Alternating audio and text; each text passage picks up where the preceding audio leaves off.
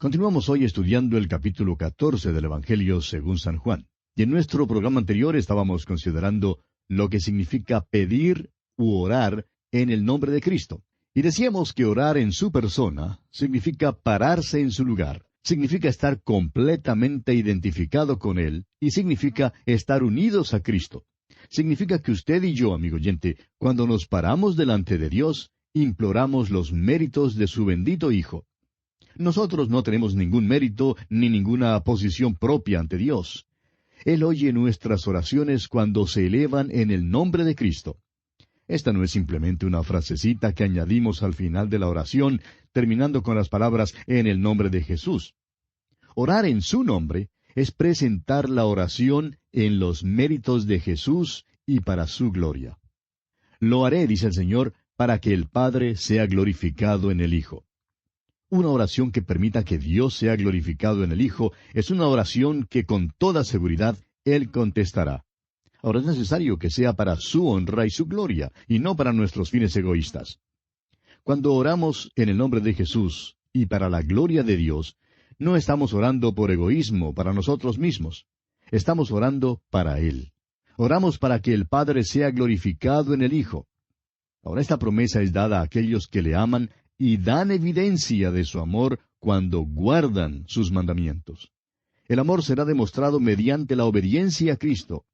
Un cristiano indisciplinado no puede decir que ama al Señor Jesús. ¿Cómo le está yendo a usted en este punto, amigo oyente? ¿Le ama a usted? ¿Está usted guardando sus mandamientos porque le ama?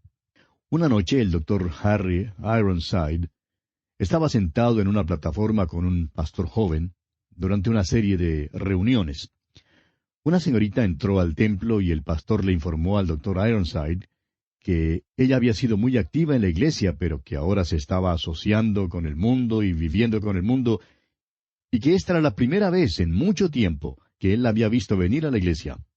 Aquella noche, el doctor Ironside predicó sobre este texto de las Escrituras. Pues bien, esta señorita se puso muy irritada, y después del culto vino a hablar con el doctor Ironside y le dijo, ¿cómo se atreve usted a decirle a esta gente que todo lo que pidan en el nombre de Jesús lo hará? El doctor Ironside le contestó, ¿por qué no se sienta para contármelo todo?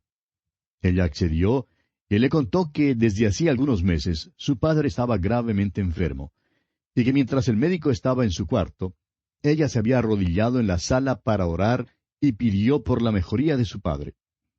Cuando el médico bajó del cuarto, le informó que su padre había fallecido. El doctor Ironside le preguntó a la señorita, ¿qué pasaría si ella, encontrando un cheque que fuese designado para otra persona, tratara de cobrarlo firmando el nombre de esa persona? Ella dijo que sería una falsificadora. El predicador le mostró entonces este versículo, Si me amáis, guardad mis mandamientos. Luego le preguntó si ella había estado haciendo eso. Y ella se enrojeció. Entonces el doctor Ironside le explicó que lo que ella trataba de hacer era lo mismo que tratar de cobrar un cheque que era designado para otra persona. Todos nosotros, amigo oyente, necesitamos reconocer que la obediencia a Él es la evidencia de nuestro amor y que esta promesa es dada a aquellos que le aman.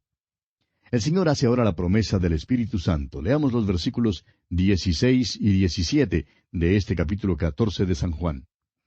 Y yo rogaré al Padre, y os dará otro Consolador, para que esté con vosotros para siempre, el Espíritu de verdad, al cual el mundo no puede recibir porque no le ve, ni le conoce. Pero vosotros le conocéis porque mora con vosotros y estará en vosotros. Esta es una verdad única de esta edad en que vivimos. El Espíritu Santo estaba en el mundo antes de Pentecostés, pero en el día de Pentecostés vino para morar en los creyentes. Eso fue lo nuevo. El Consolador ha venido para fortalecernos. Jesús se va, pero enviará a éste que nos puede fortalecer. No dice que el mundo no recibiría el Espíritu de verdad. Dice que el mundo no puede recibirle. Si solo pudiéramos aprender eso, amigo oyente. Un hombre tiene que creer primero. El Espíritu de Dios toma la palabra de Dios y la enseña y se la abre al creyente. El inconverso tiene que creer primero en Jesucristo como su Salvador. Entonces el Espíritu Santo morará en él. El hombre del mundo no puede verlo porque Dios solo puede ser visto y adorado en espíritu y en verdad. Es visto con el ojo espiritual. El evangelista Billy Graham usa la expresión los ojos y los oídos del alma. Es sólo mediante el Espíritu de Dios que estos ojos y oídos pueden ser abiertos para entender la palabra de Dios. El Espíritu Santo es el Maestro que nos guía a toda verdad. Sin Él, la Biblia puede llegar a ser solo un libro de historia, un libro de hechos. El Espíritu Santo nos enseña las verdades de la Biblia. Había estado pues en el mundo, pero Jesús dice que ahora Él estará en vosotros. Continuemos leyendo el versículo 18 ahora. No os dejaré huérfanos, vendré a vosotros. Jesús dice que no nos dejará huérfanos, sino que vendrá en la persona del Espíritu Santo. Ahora los versículos 19 y 20 dicen, Todavía un poco, y el mundo no me verá más, pero vosotros me veréis, porque yo vivo, vosotros también viviréis. En aquel día vosotros conoceréis que yo estoy en mi Padre, y vosotros en mí, y yo en vosotros. Ahora, ¿cuál es aquel día? Bueno, en aquel día es el día en que usted y yo vivimos, amigo oyente. Es el día que comenzó con Pentecostés. Vosotros en mí, dice el Señor, y yo en vosotros. Esta es la declaración más profunda en todo el Evangelio de Juan o en toda la Biblia. Aún a un pequeñito le es posible comprenderla, y sin embargo, ningún filósofo puede sondear las profundidades de su significado. Vosotros en mí. Esta es la salvación. Ser salvo significa estar en Cristo. Es por eso que el apóstol Pedro dice que somos salvos mediante el bautismo. Y el bautismo significa identificación, y significa ser identificado con Cristo. Dios ve a todos, o bien en Cristo, o bien fuera de Cristo. O estamos en Él por la fe, o estamos fuera de Él, todavía con los pecados. Si usted, amigo oyente, está en Cristo, entonces Dios le ve en Cristo, y su justicia es la justicia suya, porque estamos completos en Él. Ahora, yo en vosotros. Esa es la segunda parte de esta declaración, y esta es la santificación.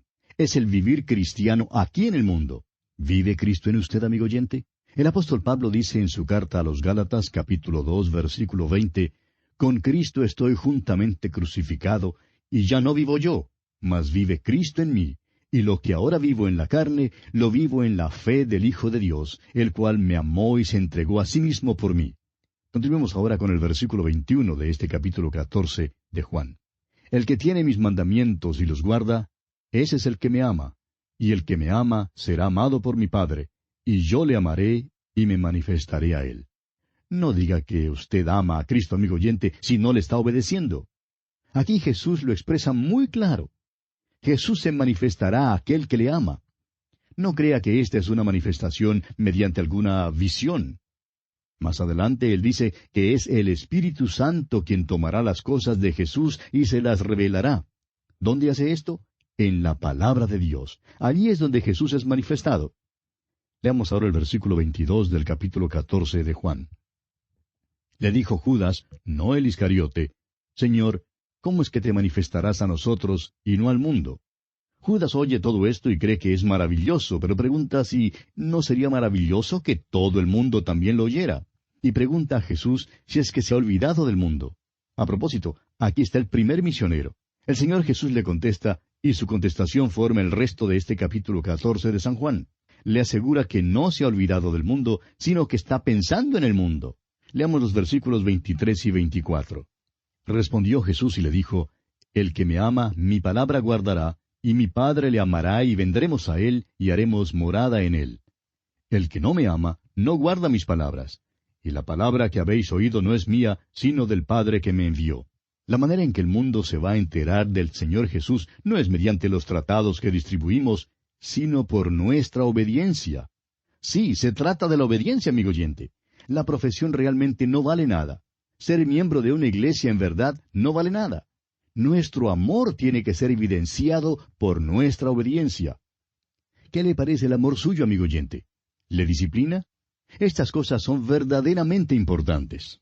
Continuemos con los versículos 25 y 26 de este capítulo 14 de Juan. Os he dicho estas cosas estando con vosotros, mas el Consolador, el Espíritu Santo, a quien el Padre enviará en mi nombre, Él os enseñará todas las cosas, y os recordará todo lo que yo os he dicho. Jesús les está diciendo que Él no se ha olvidado del mundo. El hecho es que Él está pensando en el mundo. Se ha reunido con estos apóstoles en el aposento alto y les ha dado la verdad para que la puedan llevar al mundo en el poder del Espíritu Santo. La única manera en que la verdad puede ser dada al mundo es mediante estos hombres. Juan estaba en aquel aposento alto, y Juan ha escrito estas verdades para nosotros. Jesús les asegura que el Espíritu Santo les enseñará todas las cosas y que les recordará todo lo que Él ha hablado. Leamos ahora el versículo 27. La paz os dejo, mi paz os doy. Yo no os la doy como el mundo la da. No se turbe vuestro corazón, ni tenga miedo. Este versículo nos lleva al primer versículo. Es su última palabra de consuelo. La paz de la cual habla aquí no es la paz que resulta de tener perdonados los pecados. Esta es la gloriosa y maravillosa paz que viene al corazón de aquellos que se han entregado completamente al Señor Jesús. Es la paz del corazón y de la mente de aquellos que se hallan en la voluntad de Dios. Veamos ahora los versículos 28 al 31 de este capítulo 14 de Juan. Habéis oído que yo os he dicho, voy y vengo a vosotros. Si me amarais, os habríais regocijado porque he dicho que voy al Padre, porque el Padre mayor es que yo. Y ahora os lo he dicho antes que suceda, para que cuando suceda, creáis. No hablaré ya mucho con vosotros, porque viene el príncipe de este mundo, y él nada tiene en mí. Mas para que el mundo conozca que amo al Padre, y como el Padre me mandó, así hago. Levantaos, vamos de aquí. Jesús les dice que ellos deben de regocijarse porque Él se va, debido a las maravillosas bendiciones que vendrán sobre ellos. Jesucristo volvería al Padre, y luego les enviaría al Consolador. Les dice que no puede caminar ni hablar mucho con ellos, y la verdad es que así fue. El príncipe de este mundo venía. Jesucristo tendría entonces otro encuentro con Satanás, y creemos que tuvo lugar allá en el huerto de Getsemaní. Después iría a la cruz por los pecados del mundo, y luego de su ascensión, el Consolador vendría a los creyentes. Y esperamos que ahora mismo el Espíritu Santo le esté revelando a usted, amigo oyente, las cosas de Cristo. Y así dejamos el capítulo 14 del Evangelio según San Juan. Y llegamos al capítulo 15. Este 15º capítulo de Juan es una continuación del mismo discurso del aposento alto, pero nuestro Señor en verdad no pronunció esta porción en el aposento alto. Por lo menos, la suposición es que no lo habló allí, porque la última declaración del capítulo 14 es, levantaos, vamos de aquí. En alguna parte, entre el aposento alto y el huerto de Getsemaní, nuestro Señor habló las palabras del capítulo 15 y del capítulo 16, y luego hizo la oración del capítulo 17. Probablemente elevó esta oración en camino hacia el huerto de Getsemaní. Ha sido la creencia de muchos expositores de la Biblia que nuestro Señor Jesucristo dijo las palabras de este capítulo 15 en un discurso en el valle de Cedrón, o en la ladera del Monte de los Olivos, porque sabemos que en aquel entonces había una viña en aquella región que cubría aquel valle. También sabemos que era noche de luna llena porque era el tiempo de la Pascua, y bien pudo haber sucedido así, y creemos que este habría sido un lugar bastante apropiado para hablar las palabras de este capítulo. Ahora, algunos expositores ingleses han ofrecido otra sugerencia que nos inclinamos a aceptar. Creen ellos que Jesús habló estas palabras la noche en que pasó por el templo cumpliendo la ley, ya que la cumplió tan escrupulosamente. Las puertas habrían estado abiertas toda la noche durante las noches de la Pascua. Aquellas hermosas puertas del templo en verdad atraían a muchos turistas. Habían sido forjadas en Grecia y habían sido llevadas a flote al otro lado del Helesponte y luego traídas a Jerusalén y puestas allí en el templo de Herodes. Eran hechas de bronce, y entrelazada con el oro en las puertas había una vid de oro. La vid era símbolo de la nación de Israel. Hay varias citas bíblicas que nos demuestran que el olivo y la vid son símbolos de Israel. En el Salmo 80, por ejemplo, versículos 8 y 9 leemos, «Hiciste venir una vid de Egipto, echaste las naciones y la plantaste, limpiaste sitio delante de ella e hiciste arraigar sus raíces y llenó la tierra». El profeta Isaías también se refiere a esta vid en el capítulo 5 de su profecía, y dice, «Ahora cantaré por mi amado el cantar de mi amado a su viña. Tenía mi amado una viña en una ladera fértil. Ciertamente la viña de Jehová de los ejércitos es la casa de Israel, y los hombres de Judá planta deliciosa suya. Esperaba juicio, y he aquí vileza, justicia, y he aquí clamor. El profeta Jeremías, por su parte, en el capítulo 2 de su profecía, versículo 21, dice, Te planté de vid escogida, simiente verdadera toda ella. ¿Cómo pues te me has vuelto sarmiento de vid extraña? Y el profeta Oseas, en el capítulo 10, versículo 1, dice, Israel es una frondosa viña que da abundante fruto para sí mismo. Conforme a la abundancia de su fruto multiplicó también los altares. Conforme a la bondad de su tierra aumentaron sus ídolos. Creemos pues que es muy evidente que la vid es una descripción de la nación de Israel. Ahora, amigo oyente, nuestro Señor está diciendo una de las cosas más revolucionarias que aquellos hombres jamás hubieran escuchado. Esto nos parece algo muy conocido para nosotros hoy en día, pero era algo muy extraño para ellos. ¿Quiere escuchar sus palabras?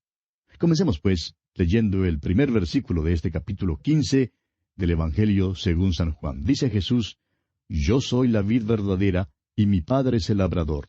La palabra para verdadera en este versículo es aletinos, que significa genuina.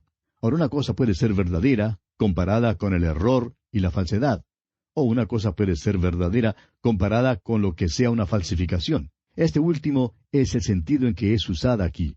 Ya hemos visto esta palabra usada de la misma manera en el Evangelio de Juan. Juan era una luz reflectora, pero Jesucristo es la luz verdadera. Moisés dio pan en el desierto, pero Jesucristo es el verdadero pan.